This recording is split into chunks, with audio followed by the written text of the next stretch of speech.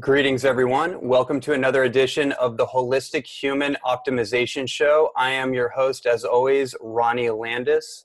And today we have a very special episode lined up for all of you. I have a guest, a friend, and a colleague, Rama Achala, here. And we are going to dive into some really cool territory, a lot of subjects that we've kind of glossed over in different interviews, things that I'm intimately familiar with, but never really brought out to the forefront quite like this. So I'm excited. I feel a lot of energy moving through. I'm getting ready for this interview. I know that there's going to be a lot that comes through. So just to kind of dive a little bit deeper into Rama's history, her experience, and her expertise before we dive into the conversation. Rama is the only advanced IAKP combo practitioner in Canada. She's an intuitive healer, certified life coach for heart-centered living. She's an author and speaker.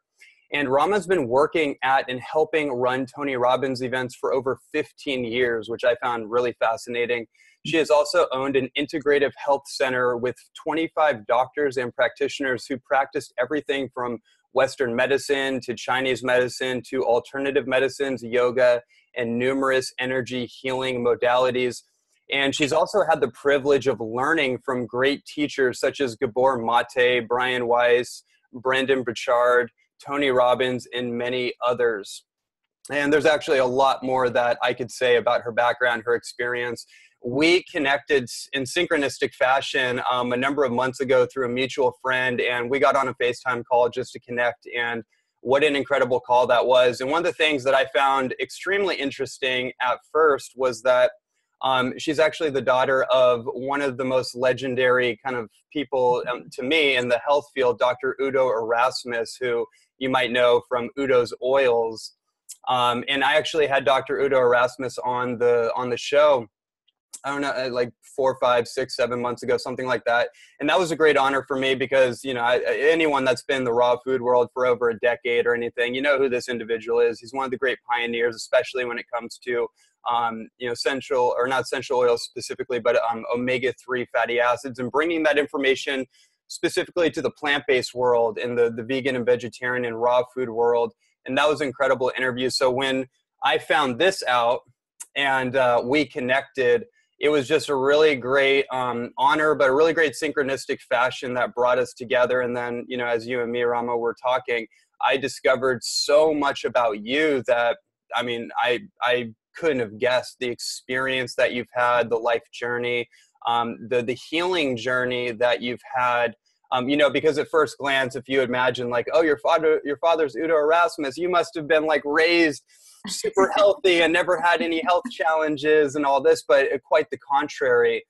And, you know, I think that's really fascinating when you look at the soul journey of an individual and what we're called to go through. You know, to become a healer, there's an initiation, right? And we have to heal ourselves. And you've had quite a journey and then coming into, you know, becoming a medicine woman, essentially, right? And a healer, and being very accomplished and successful, both in the physical world, but also in some might say the non-physical world, so to speak. You know, working with sacred medicines and psychology and many other things that we're going to dive into. So welcome to the show. Thank you. Thank you so much for having me. You know, it's been a little back and forth, and so I'm grateful to be here and for that invitation just to share the message and possibility of freedom and hope for people maybe diagnosed with, you know, either cancer or autoimmune. And, you know, just, I think there are a lot of possibilities out there that people don't know of yet. So thank you for that. Absolutely. Well said. And, you know, so one of the things I thought was interesting when I was reading your story and then eventually connecting with you is your bout with multiple sclerosis, because that's something that's been on my radar for many years. It's something that I feel very intimate with, not because of my own experience, but because of seeing the degeneration of so many people, whether it's Parkinson's, MS, other neurodegenerative conditions, and how damaging that is to not just that person, but the family unit and people that are trying to support that person and not having the answers, not quite knowing what's going on, and then just literally watching people completely fall apart. And so when I saw that in your journey and overcoming that, I was really inspired. And I would just like to start this off by, you starting with like your superhero origin story, like a little bit about I'd love to actually hear leading up to that story. I'd love to hear a little bit about how you were raised and just your interest in this field and, obviously talking about your healing journey. Yeah. So it was actually quite interesting. How I was raised was, my mom and my dad weren't together when I was young, and I was raised in a home where there was some alcoholism on, not my mother, but her boyfriend. And there was a lot of trauma. There was a lot of trauma growing up, a lot. And I won't get into the stories. I really don't think the stories matter at the end of the day. Not those stories, at least, because that's the past. And so growing up with trauma, as most people have, they tend to aim it back towards themselves. So I had a lot of things that I would say to myself that were unkind. I didn't think a lot of myself. I was hard on myself. I was very, very hard on myself. And I think that played a huge role in my diagnosis, right? And because I felt, when I looked back at the diagnosis, I feel like, well, why would my body not attack itself? I did for many, many years. And so anyways, I grew up, I was a street kid. I spent some time living on the streets when I was 15, and I was a total tough ass. And I was part of gangs and did all kinds of crazy stuff. Had guns held to my head, and just really just lived, sold drugs at 15 to survive, and did really crazy, crazy stuff. But it was all beautiful because it all played such a big role in my journey, in my healing, and in who I've become. Actually, I found that being on the streets was one of the best things to really own my intuition. To really practice my intuition, right? It was really great for that. So I'm grateful for all those gifts. Had I not done that, then I may not have that gift. It may not play as big of a role as it does now. So all great, amazing. At one point, I was very sad. At 18, I ended up moving back home when I was 16, and very sad, and just felt very lonely, and started eating and eating and eating. And at 18, took a bottle of pills, and I ended up in the hospital, and I failed at suicide, which saved me the second time around in my mid-20s. The embarrassment, it's so funny, the human psychology, the embarrassment of it was like, if you do that again and you fail, you're going to be even more embarrassed. So don't do it. Don't take the chance of failing at that again. So,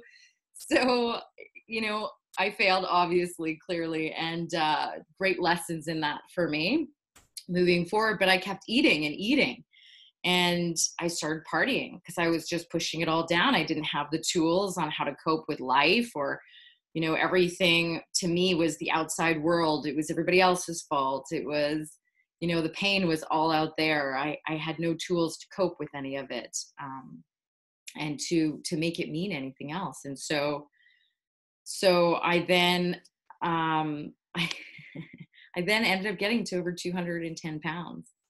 And in my mid-20s, after drinking and partying with different drugs and doing all this stuff, I looked at my life. I remember very clearly, I was in my room, and I was living on my own, and I was in my bedroom, and I was just looking around and just crying. I cried every single day. And I felt like I cried every day of my life. I felt like I never really knew what happiness was. And so I said, okay, well, here we are again. I either need to leave this planet or I need to change. And so I decided to change, and I decided to get up every day and exercise. I had severe anxiety at the time as well, like severe panic attacks, in and out of the hospital. They would just give me a bunch of Ativan and just, pharmaceuticals. And then I would just be out for days because I was so drugged up. And I couldn't do it anymore. There was something deeper inside of me that said, you can't live this way. This is not what life is meant to be about. And so I changed my diet. I ate so many simple carbs, and which plays a huge role on the mindset, which most people don't understand. So I threw my rice, pasta, potatoes, bread, cereals, I threw them all out, and I started to juice more, and I started to eat healthier. And I started climbing a mountain twice a week here until I lost weight. And then I went and joined a gym, and then I became a personal trainer. And then I left personal training to go work for Tony. And so it's just been this amazing, beautiful journey. Ended up losing 80 pounds, and then just wanted to help others. What I've found is any time that I feel I've gone through these huge shifts and these huge challenges, I want to take it and I want to share it with as many people. Otherwise, what's the point, right? We're just going to go through all of this to keep it to ourselves. I feel like if we go on these heroes journeys, then we're kind of obligated to support all those other people who are on their hero's journey, right? So that's the beginning. It was a lot of challenges, a lot of listening to what was calling from deep inside to make the shifts. Yeah. Thank you for sharing that. I'd love to have you talk to us a little bit about the MS situation.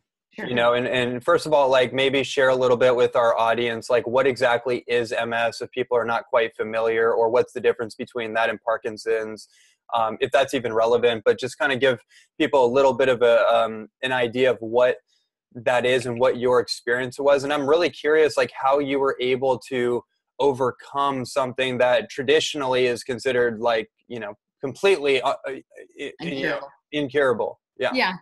I'm not, well, let me start with the story. I have a lot that I could share, but let me start with the story. So, excuse me. So about 12 years ago, I was at home and I realized that from my sternum to my spine, and all the way around on my left side, that it was numb. And it ended up being numb for about 4 months. And I didn't know what it was. And so in Canada, you go unless it's an emergency. It ended up taking me a year to get in for an MRI. So unless it's an emergency, sometimes the wait is a really long time. And so it took me a year, and they called me and they said, do you want to come in for an MRI? And I'm kind of going, it's been a year. I mean, I'm not numb anymore. What's the point? And I thought, well, maybe I should go in just in case.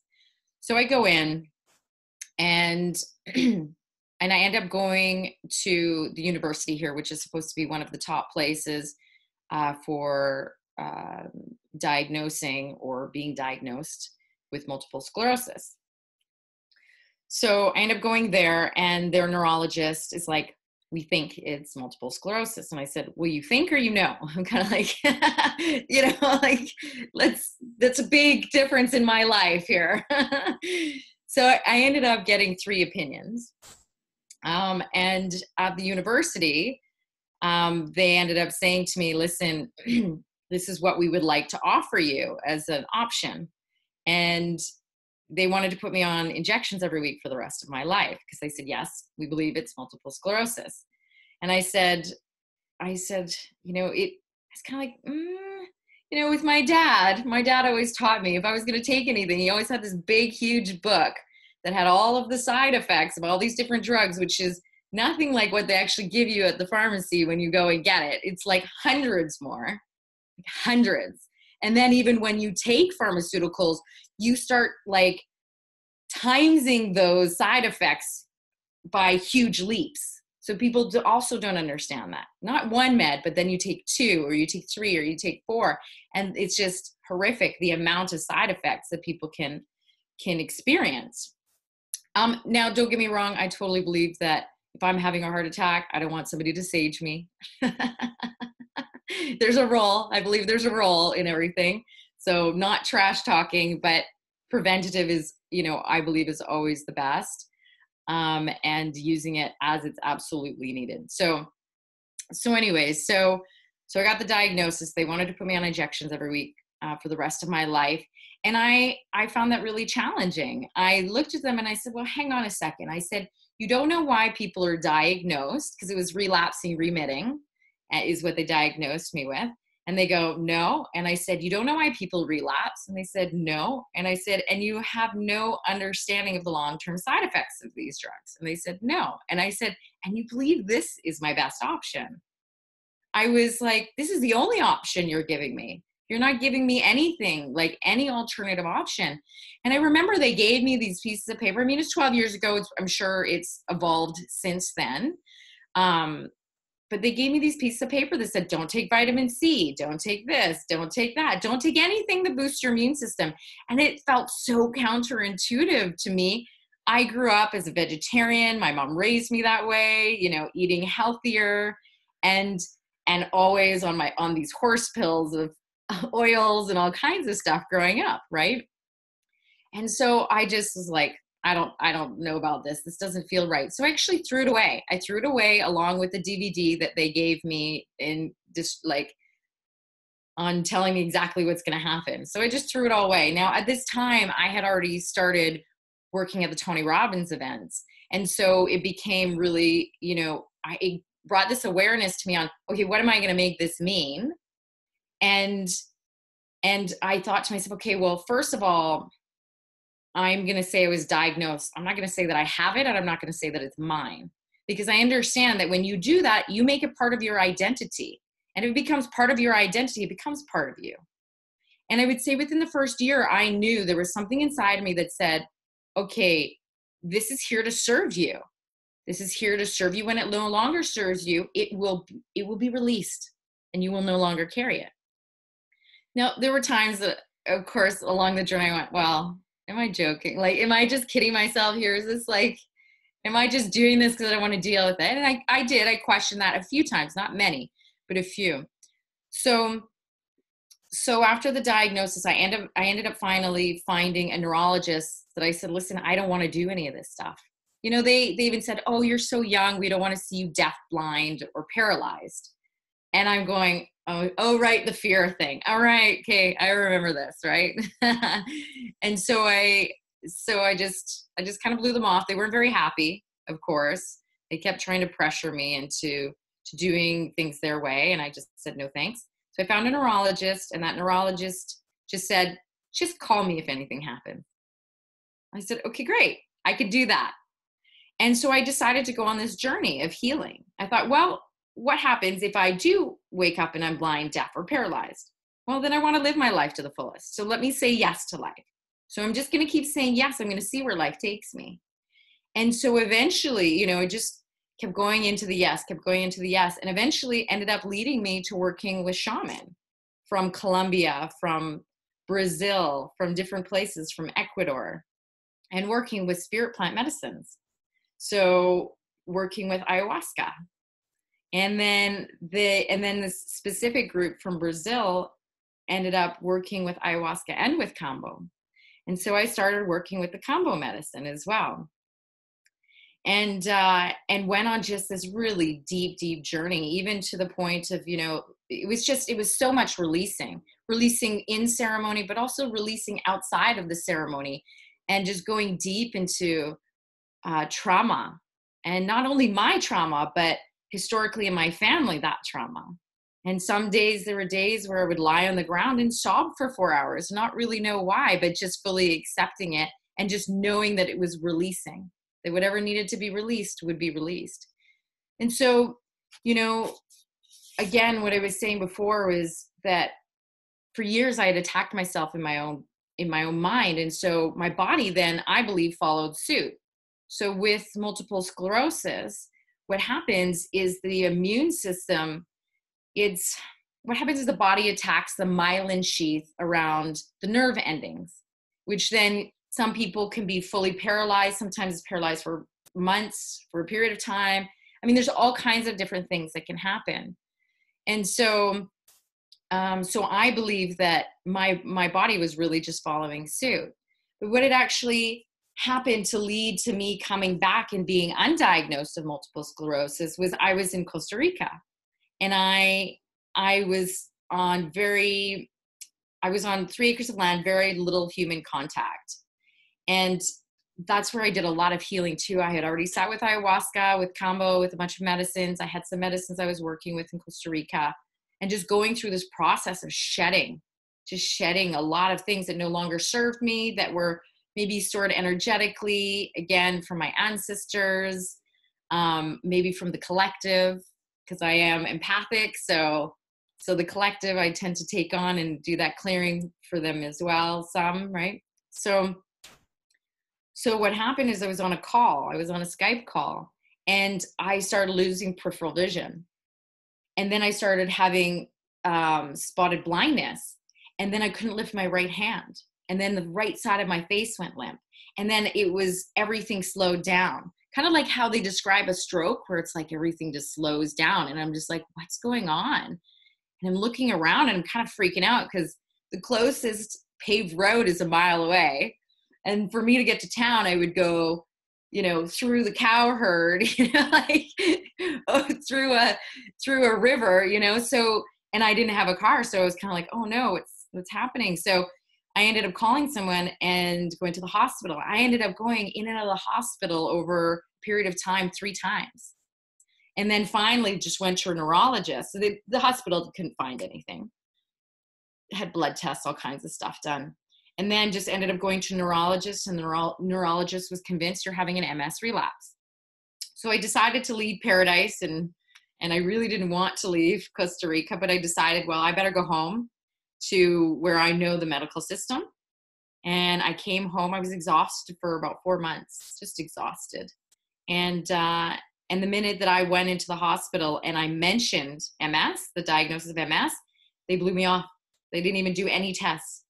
They blew me off and said, well, go to your neurologist. And then I said, no, I need you guys to do some tests. I need to know for sure. I need to understand this a little bit better. I don't want to just get blown off because of a label. So they did do some tests, which again, nothing came back. So I thought, well, maybe there was some kind of bug I caught or something like that. So it took some time. I went in for another MRI. It took 6 months. And then I was going to get the results, and they canceled my appointment. And then I was going to get the results again, and they canceled my appointment. And then I was going to get the results again. So it took months to get the results. And I realized what day it was that I was going to get the results. And it happened to be, I believe 4 years ago this March. It was the spring solstice. There was a full moon. There was a solar eclipse, and something happening in the Mayan calendar. And I thought, wow, what an auspicious day to get my results. Interesting. And because I had always believed, or from quite early on had believed that it had come to serve me, and when it no longer served me, it would be released. There was something inside me that said, this is it, I'm done. And I actually posted on Facebook, tomorrow I'm going to go in and they're going to undiagnose me. And so it is. And that's exactly what happened. And I had a friend come in with me, and I was in shock for weeks. And what a beautiful lesson of just really listening to intuition and listening to where we're guided. And I believe that we all have that. We all have that capacity and capability. And when we listen to it, magical things can happen. And so I really, I think going in and working with what I believe is going in and working with ayahuasca and kambo and all these medicines, how supportive they were for me to release trauma, to release things that were stored energetically, but also on a cellular level, right? And also to allow me to create new neural pathways, as ayahuasca does, in the brain. And then having that support of working with people who are well trained or have been, it's been handed down in their ancestral line, that really know how to support people in going through these processes. So it's been really a magical and beautiful journey. So I'm grateful to now say been undiagnosed multiple sclerosis. The neurologist said, oh, right now would be a really good time for you to go and get life insurance. Yeah. And then I had some people on Facebook go, oh, maybe it's Lyme. And I said, no, thank you. I'm not taking on another one. No, I'm like, why would you do that? Yeah. So again, I think hence really important. Excuse me. One of the things that I do with my clients that I find is so important, it's a reframing, right? I think reframing is so important. And it's a reframing in numerous ways. Of course, I was diagnosed, not that I have or that it's mine, but also I invite people to consider, what if it's come to you for a gift? What if it's a gift? What if you're here doing the work for the collective, for your ancestors? What if you've been chosen to help clear that because you have the strength, because you're willing to listen to your intuition, you're willing to do the work? You know, we look at these things and we go, oh, you know, like it's, people just think it's such a curse, or they think it's this, or they think it's that. What if it's not? Mm-hmm. What if it's a blessing? What if it's a blessing to like extract out of you the most amazing wisdom and your intuition and all of your gifts that you were born with, that you get to share with the world and support other people on their healing journey? You know, what if it brings you to your purpose? Right. Which is ultimately the concluding point of any of these experiences. And after interviewing so many people and just mapping out in retrospective fashion of my own life experience and all the crazy, ridiculous, seemingly nonsensical or non-relevant, right, crises that have happened in my world, the best thing I've been able to ascertain from all of it is that all of it is part of an awakening. And sometimes we need a wake up call in order to wake up. Right. Yeah. And, I love, there's so many different things that you said that I wanted to like expand upon. There's like 3 or 4 different timelines that we could easily go on. I want to definitely create the space though, to dive into the subject of combo, even hape and some of these other incredible medicines. Sure. that I really appreciate. But I do want to kind of just touch on this thing that you brought up around, one's psychology and their level of ownership over a particular condition. One of the things I've seen time and time again with working with people from various forms of cancer to autoimmune conditions to diabetes to, et cetera, they all have one interesting component to them, which is there's a psycho-emotional, psycho-spiritual connection in terms where somebody that's able to disassociate or maybe not disown, but disassociate from the actual condition itself and become like the observer of it. And like you said, to start in being investigating, being inquiring into the origins, inquiring into what is the blessing, what is the gift, what is the meaning or the purpose behind this. Instead of, we see this with cancer patients, right? Like, I'm a cancer survivor, I'm a cancer patient, I'm an alcoholic, right? It's like you're donning the fight against. Yeah, there's this internal tension, right? Between like the authentic self, the soul, and then this like personality that's been kind of like infected or influenced by this idea of like, okay, I'm this, right? Or, I'm alcoholic, cancer survivor, whatever. And then, so there's like this dynamic tension there, and somebody has a trouble reconciling it until they've actually come to the place where they've actually chosen to be healed. Yeah. Right. And I just want to kind of like touch on that for just a moment, maybe expand on it just a little bit, because I think that's like, that really is in my experience, that really is the moment of healing. Right? When you can do all the therapies and everything, and it's essential, right? The diet and the food and the water and certain therapies, how you live your life, because all of that influences your identity. When you change your behavior and you start moving into a different timeline, that changes how you feel about yourself. It changes the reference point, but it's not until somebody actually chooses to be healed. And then that moment of whatever healing can occur. Like in your story, I thought that was really interesting. What you just said was like, tomorrow they're going to tell me that I'm, basically undiagnosed. And that's a powerful bout of courage to even get to a place where you can even, what's the word I'm looking for? You can claim that. That's the word I'm looking for. You can claim that for yourself. Mm-hmm. Yeah, it is. It is really powerful. I've actually heard of other people too being undiagnosed, or whatever you want to call it. I mean, they may blow it off as something else or whatever it is, right? But so I work with a lot of different people, diagnosed post-traumatic, diagnosed cancer, different autoimmune diseases, HIV, just so many different diagnoses coming in. And I noticed the difference, that psychology, the role that psychology and that owning or not owning of that label plays in it. Because I've seen people that come in and play, and they're very much living in a victim mentality, and it's not their fault, and somebody did this to them, and they have such a challenge. It's such a rough ride for them. It really is. And I see them struggling, and I always believe that we only suffer when we push against. The suffering only happens then. But if we can make peace, I mean, working with any of these medicines, just like as in life, I believe that it teaches us to surrender and to let go.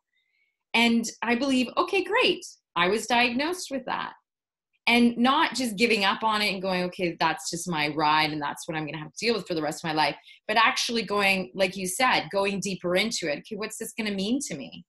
What is it I'm going to change in my life that's going to create more freedom around this or healing around this? There are really empowering questions that people can ask. I've watched people diagnosed with cancer, and the meaning that they give that word. I've seen people diagnosed with cancer, and because the meaning to them is that that's the end, they usually have a year or a couple of years. It's not very long. And then they transition. Yeah. I've seen people go, oh yeah, I know lots of people that that were diagnosed with cancer, and they they lived and they were fine. And so same with me. It's, what are you making it mean? Yeah. Right. And it's amazing to watch all these people come in with all these different diagnoses and seeing where their brain is at, what their psychology is, but also what they're doing for themselves in their life. This is also about self-love, self-acceptance. We've become a society too, where emotions are not acceptable, where everything has to be pushed down and pushed away, and you have to go to work and you have to pretend like you don't have emotions, and that sometimes shit hits the fan in life. I mean, that's the way it is, right?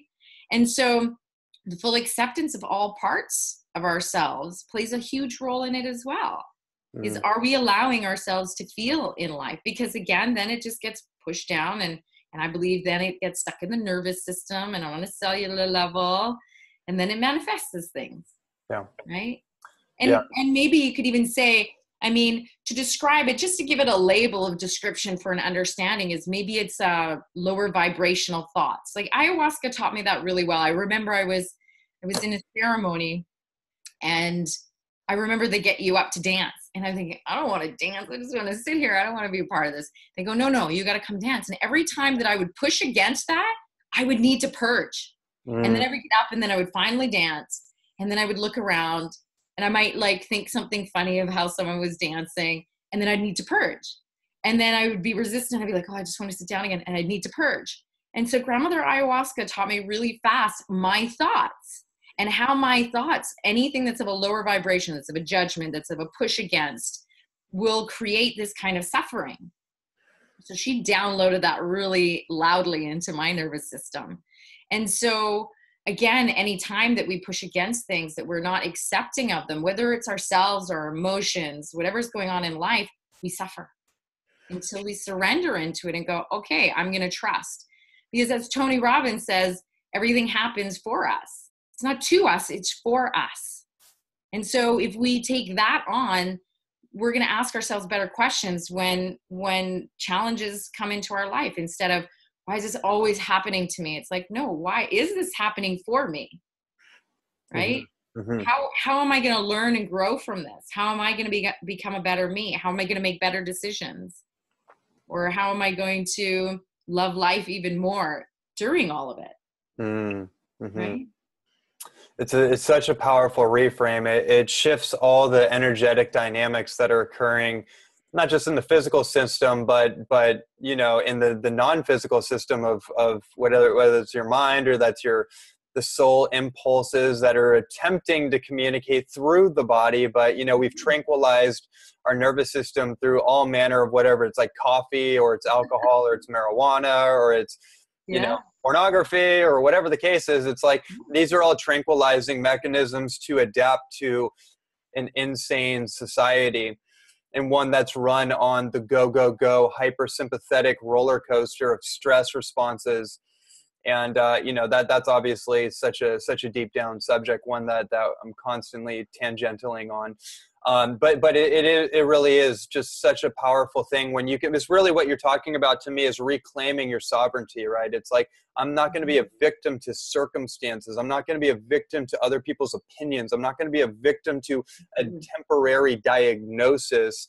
I'm going to take sovereignty of my heart, my mind, my soul, my being, my body, and I'm going to claim that regardless of what the outside illusion appears to be or what it's trying to convince me of. I'm actually going to tap deeper into myself and claim, you know, the destiny that I choose for myself. And I think that's why it takes courage, right? Because we have to override the program software response that is essentially attempting to keep us in this response pattern of victimhood. Right? I'm a victim to circumstances. I'm a victim to the fear propagation of the medical industry or whatever, right? Whatever it is, right? And so I really appreciate that, and I think that's just such a powerful thing for people to understand, that simple reframe is not some little trivial thing. It's not trivial to change your mind, to practice and rehearse and reinforce that one thing of, instead of this is happening to me, what, you know, why is this happening for me? Because I think that question opens up a new timeline for somebody. It opens up a new possibility. And Again, so back to the freedom. Opens up a freedom for people. Right. Which is huge, right? People are feeling free as they did before. Right. And so that opens up. So with that said, that opens up the next part of our conversation, which I want to dive into is the shamanism piece of it and the work that you're doing. I want to talk about. I want to kind of put a spotlight on Kambo, because that's not something that we've talked about on the show for whatever reason. And I first became aware of this medicine through our mutual friend David Wolf, who one day I was at one of his mastermind events, and he starts going on about this frog medicine. I think I've heard of it, but didn't really dive into it. And he did a whole lecture on it, and then I was like, whoa, okay. And then I synchronistically, weeks or months later, get a call from one of our other mutual friends to go do Kambo with him and a group of people in Topanga. And what an incredible experience that was. And that was also my first introduction into Hape. Because the Kambo, they kept doing the Kambo on me like 11 dots or something. And I got myself, because I've been a martial artist all my life. So I'm watching everybody drop down and like purging. And I'm like, oh man, okay, I better get into like a straight warrior stoic state. And so they're doing it, and they're just like, what's going on? I'm like, yeah, I'm not really feeling it. And then finally they blow up this thing called Hape up my nose. And it was like, it was like, took me into another dimension for 20 minutes. But the effect that it had on me was very profound. And then from there I got into like understanding. And then I eventually had my first ayahuasca experience shortly after that, and then went down into I actually realized recently, I claimed it, I accepted that there is a shamanistic archetype within me as a nutritionist, as someone that's very inclined towards the medicine path. And so it's great that I bring this up, because I recently just integrated, or I'm integrating that archetype of the shaman, however that chooses to play through me. So anyways, with all that said, let's talk about Kambo and, first of all, what is it? And, how do you use it, or how is it traditionally used, I guess, in the, in the healing process, and anything else you want to share about it? Yeah. So kambo is a secretion from a giant tree frog in South America. Its technical name is Philomedusa bicolor. And the, what the, I don't know what you would, maybe it's like the folklore. Anyways, what they think where it came from was, they said that there was this man and he was part of a tribe, and the tribe was really sick and they couldn't find anything to help heal the tribe. And so he drank ayahuasca, and ayahuasca took him into the forest and brought him to Kambo, to the frog, and showed him what to do with it. And then he went back and healed the tribe with it. So Kambo has been used for thousands of years in the Amazon. And so it's the secretion from the giant tree frog. And what we do is we actually burn into the second, third layer of the skin, which is really not a big deal. People go, oh, and it's like, it hurts less than getting a needle. And it's just a different way. And it's just to open up to get to the lymphatic system. And then we put the medicine onto those little dots that are called gateways. And the medicine gets brought in through the lymphatic system. And what it typically does is it clears out the lymphatic system, rejuvenates the organs, and reboots the immune system. And what they say is it shoots the blood cell count high and supports in many, many different ways. Now, we don't have enough research behind it at this point. We're hoping that that's going to unfold more and more as it does, just like with ayahuasca and all these other beautiful medicines that have come to the Western world. And so people typically, what they experience is their body will heat up, the heart rate will go up, some people sweat, people will purge. Sometimes they yawn, sometimes they feel tingles throughout their body, which is really just a lot of energy. I don't necessarily like to get into all of the experiences because I think that doesn't necessarily benefit anyone. It's more like if people feel called just to come to the medicine. Mm-hmm. And so otherwise people get in their heads about it a little much. Right. Mm-hmm. And then they come and it's totally different than what they thought it was. So but it's a beautiful experience. The intense part is about 20 to 40 minutes long, and people typically fast for 12 hours, dry fast for 12 hours prior to, drink a bunch of water right before. And a lot of experiences, or a lot of my clients, what they share their experience has been, is they typically feel much more grounded and much more clear and much more calm and relaxed. And with the spirit of the frog is typically what comes is the ease and the flow. So like water that goes down a river, when it comes up against anything, it goes over, around, or through. And so this medicine, I found, creates a lot of ease and flow in people's lives.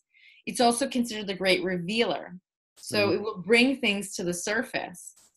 Some people have cellular memories that come up, or sometimes people get downloads, or they get information that comes through during.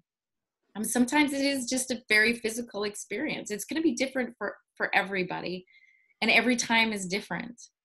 And we've just seen really great results in many different areas of just, clients saying, post-traumatic from Bosnian War, or they're an emergency worker, or, and it actually brings their symptoms way, way down, or has them be released. So things like not being able to sleep, or depression, or anxiety, or all of these things.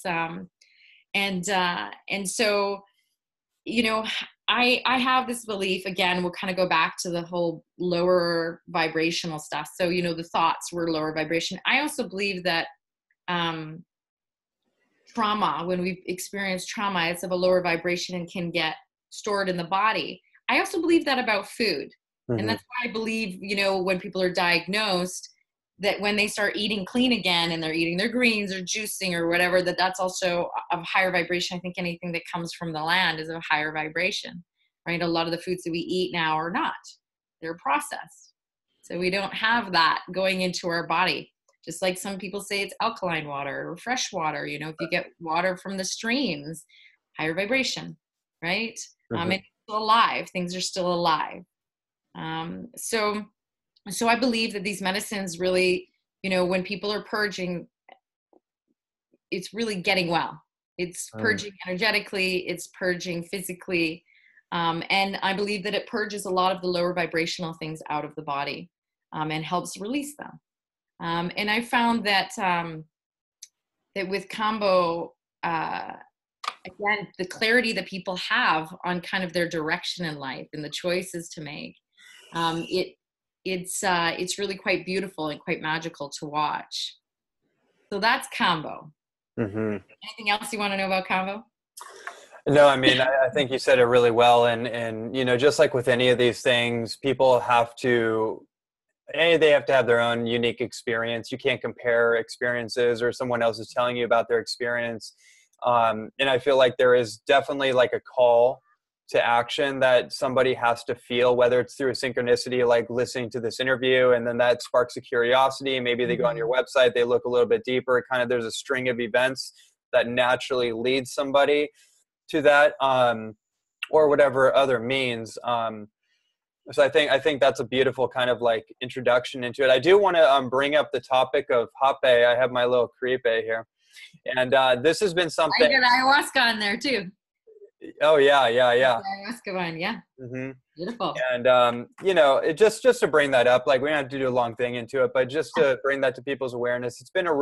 It's interesting with the hape thing. I've noticed, like culturally, like I don't know when it happened in my awareness, but over the last year and a half or 2 years, I started seeing it everywhere. Like all my friends around, I found out they were all doing hape. People I would never guess, and then they come over like, "Do you want to do a hape ceremony?" I'm like, "What? Like, what's going on?" Yeah. So, you know, I found this to be very helpful, especially in times of interdimensional stress, if you will, where you know might be dealing with certain energies or going through a transformative experience and going through some turbulence, internal turbulence.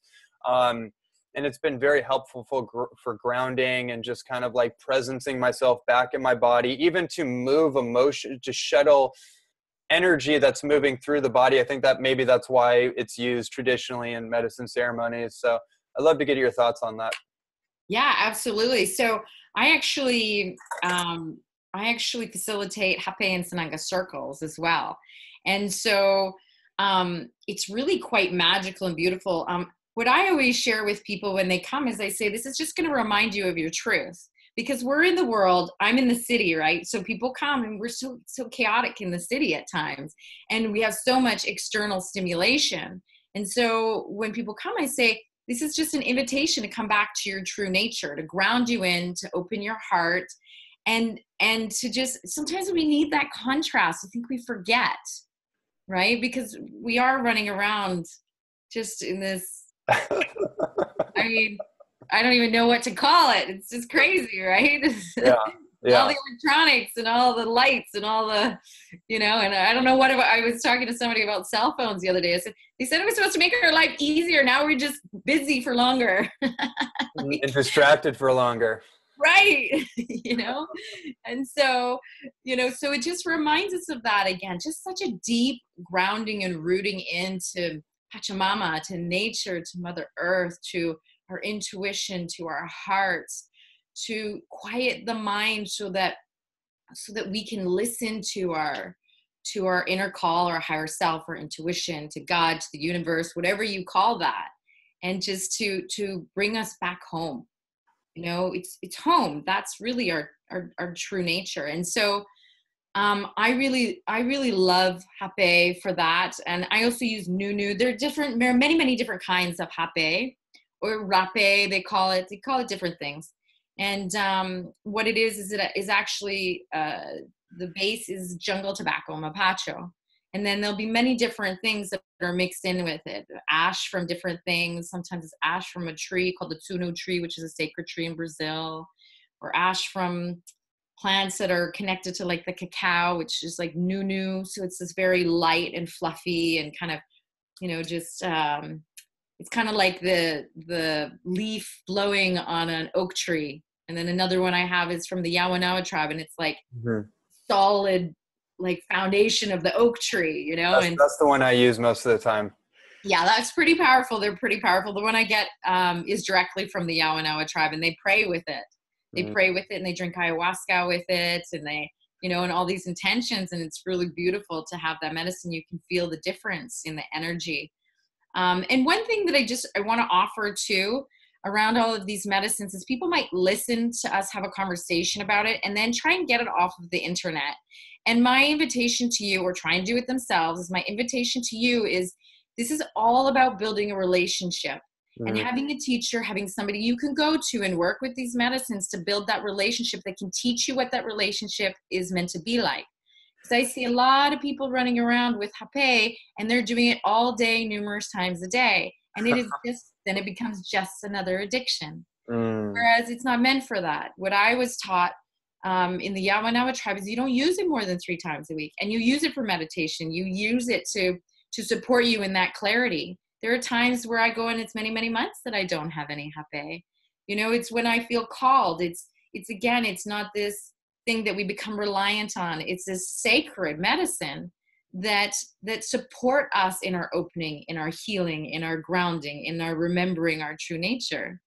But it's not meant to get away like all the other things are meant for, like that's what we use them for, is to get away from it. Yeah, it can kind of become like when people get off cigarettes and then they get on American spirits.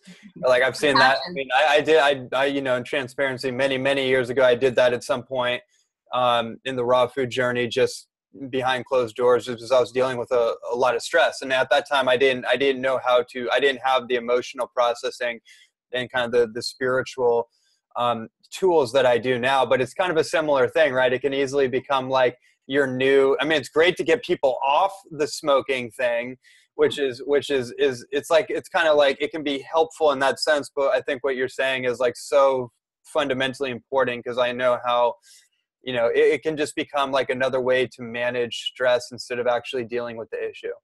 Yeah, absolutely. Absolutely. And even with cigarettes, when people come and, I do 3-day retreats all over North America with these medicines. And when they come, if they smoke, I will offer mapacho to them and offer what I was taught in how to honor it, because tobacco is a master teacher, a master plant, a master teacher, and it has a lot to show us. And if we use it ceremonially, there becomes a sacredness and this honoring of it, rather than just using it unconsciously all the time, right? It's such a beautiful cleanser and grounder. And we use it throughout the ceremony all the time, beforehand, after, during, all kinds of stuff, right?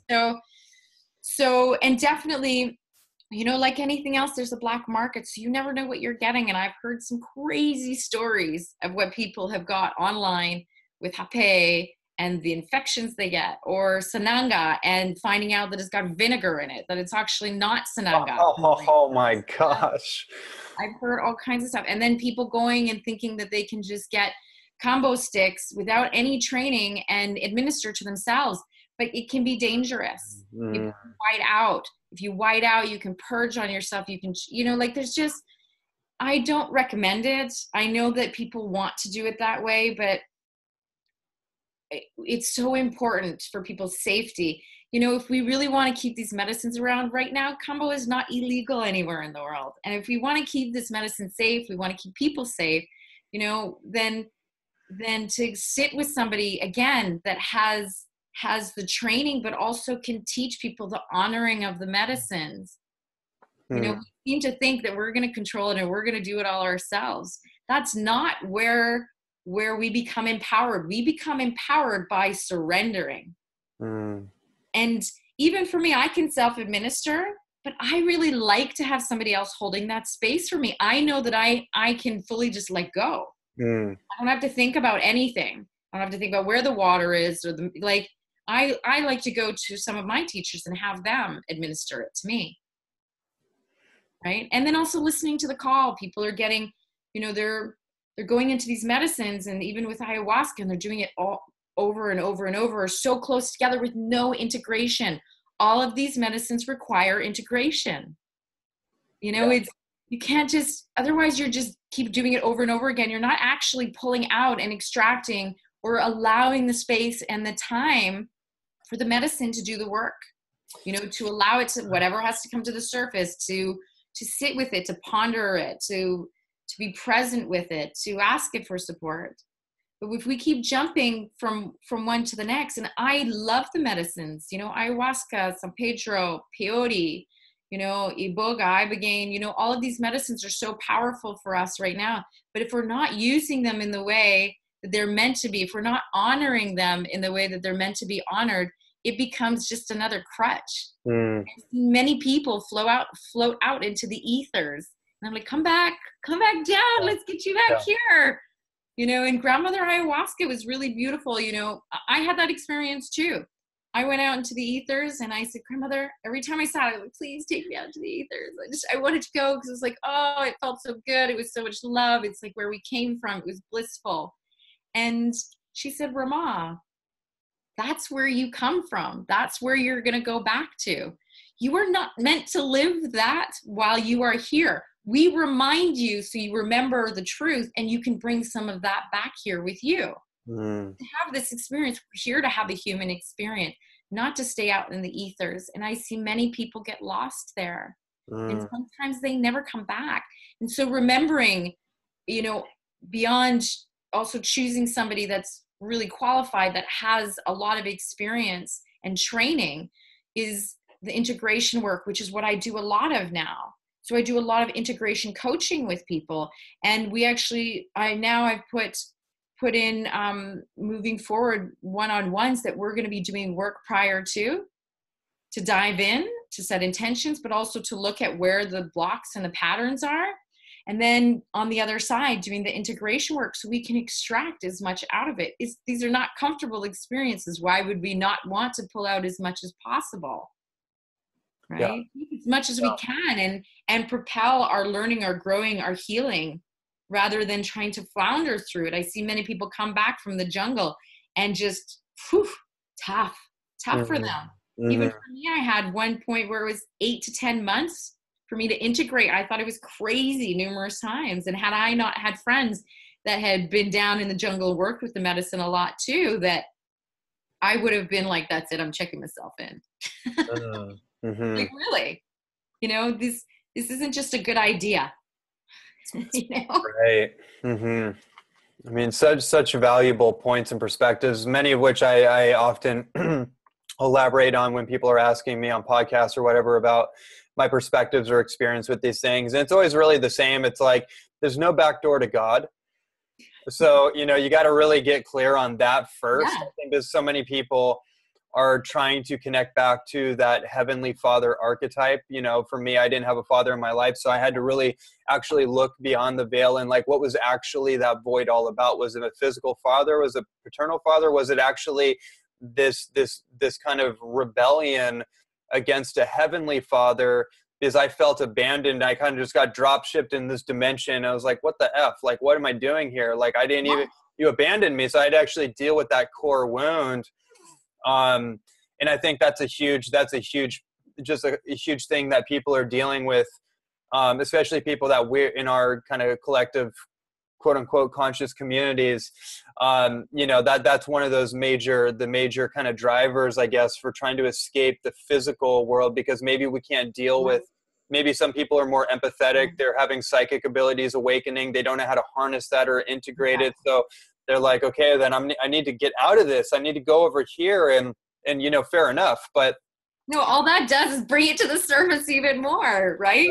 That's the thing. People are not realizing that. They think, oh, I'm going to go and it's going to fix me. It's like, no, it's actually just going to bring it all to the surface. Who's been hiding. It's going to go into all the deepest, darkest parts of ourselves and bring it to the surface so it can be released. The only way for things to shift, to transform, is it has to come to the light.